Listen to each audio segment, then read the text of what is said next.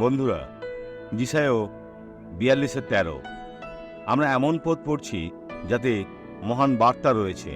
প্রভুর বিষয়ে অন্য কি হতে পারে? হতে পারে না। শাস্ত্রে কোনো খারাপ বার্তা নাই, আর প্রভুর বিষয়ে খারাপ কিছু নাই। যিশায় 42:13 পদে লেখা আছে, সদাপ্রভু বীরের ন্যায় যাত্রা করিবেন। আমাদের হয়ে প্রার্থনা করুন যেন প্রভু আপনার সংগ্রামে যুদ্ধ করেন। তিনি বীরের ন্যায় যাত্রা করিবেন, যোদ্ধার ন্যায় উদ্যোগ উত্তেজিত করিবেন। যোদ্ধা যুদ্ধে ভয় পায় না। যখন সময় হয় সে নিজেকে যুদ্ধসজ্জায় সাজায় আর বিজয়ী হয়ে ফিরবে। তিনি জয়ধ্বনি করিবেন, হ্যাঁ, মহানাদ করিবেন। তিনি শত্রুদের বিপরীতে পরাক্রম দেখাইবেন। ইয়া ঈশ্বর, যিনি স্বর্গ ও পৃথিবীকে নির্মাণ করেছেন। তিনি আপনার ও আমার ঈশ্বর। আসুন এই সাক্ষ্যটি দেখি। আমার সারা দেহে বাত ছিল। সারা দেহে? এটা কতদিন ছিল? আসলে আমার ঘাড়ে 3 মাস রয়েছে। 3 মাস? ঘাড় থেকে এখন কিছুটা নিচে।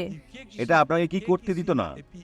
সমস্ত কিছুই, ঘুমাতেও না, ঘুম থেকে উঠতে ঘুমাতেও না? আর কিভাবে চলতেন? কষ্ট করে, খুব কষ্ট সহ চলতাম। আপনাকে কেউ সাহায্য করতো? করতো, নতুবা পড়ে যেতাম। আপনার সাথে কি রয়েছে? আমার ছেলে।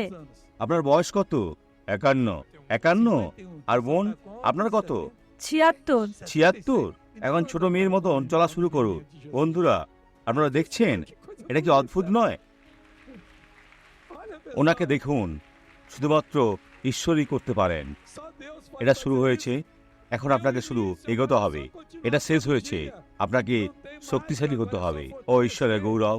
আসুন প্রার্থনা করি। ঈশ্বর, যারা আমার সাথে প্রার্থনা করছে তাদের পক্ষে প্রার্থনা করছি। তাদের সুস্থতা ও মুক্তির দরকার। আমার ঈশ্বর, এদের প্রত্যেকের উপর নিজের হাত বাড়াই, তারা যেখানে থাকো, আর বলি, দিয়া বল, এ লোকেদের থেকে হাত সরিয়ে নাও। যিশুর নামে। আর আপনি বলুন, আমেন।